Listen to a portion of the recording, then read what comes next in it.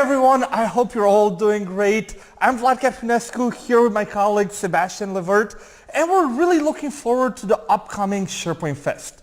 As you know, modern SharePoint is here and it's becoming a bigger and bigger part of your everyday projects.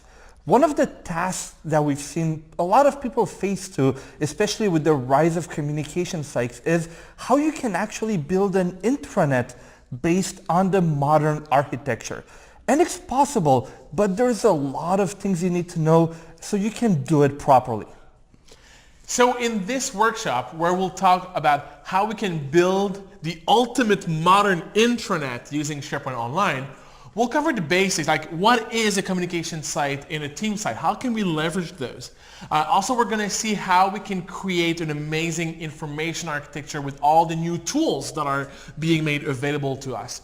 We'll also see how we can create content using all the web parts, all the page types that are available to the content authors. We'll also touch a word on the business applications. How can you build form, processes, reports using the nice tools that are available in Office 365. And finally, we'll connect everything together using the hub site concept. So how can you have a full intranet rolling up all the data for your meaningful users?